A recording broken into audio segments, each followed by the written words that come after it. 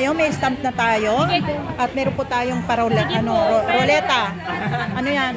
Roleta ni Bossing Timbo. Sige, roleta ni Timbo. Ni Timbo. Yan. Magsignifika yun. Ay, tote bag. Wow. We have an FGB representative. Ang gaganda naman. Uy, pwede naman tayo magpa-picture. Hello, Philippines! Hello! Ayan, Tong.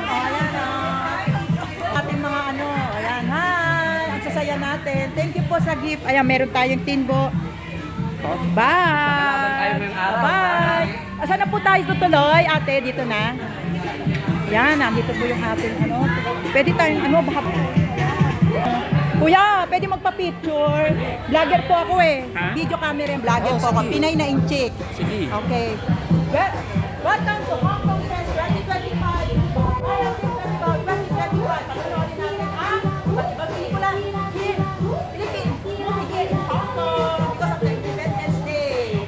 Thank you po. Thank you sa Timbo. Ay, yung video pala. Ano po, Pinay na inchik vlogger ako eh. Stop ka na dito? Sige, ako lang po dito.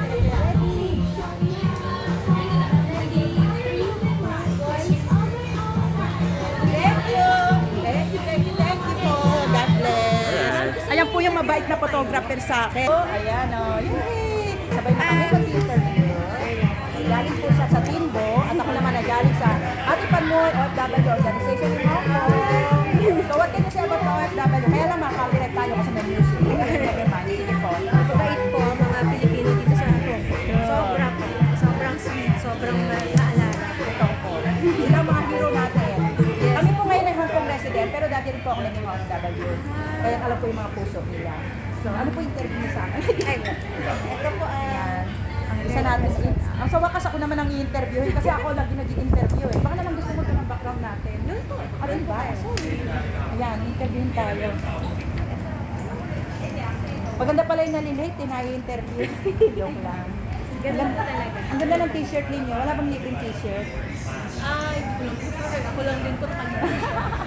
Sa staff dito at galing pa po sila ng Pilipinas. Di po ba? Ayan. Paborito ko po si Bossing. Ay, Opo. Mga anak ko kilala siyang lahat. Mga inchik ko yung anak ko. Ayan. Yung boss po talaga ang original. Yes, crush ko po yun nung high school ako. School bukol. Hanggang ngayon po, Si Onassis, di ba? Oo. fresh na fresh pa din po si boss. Opo, gwapo pa rin. Bakit ba ako?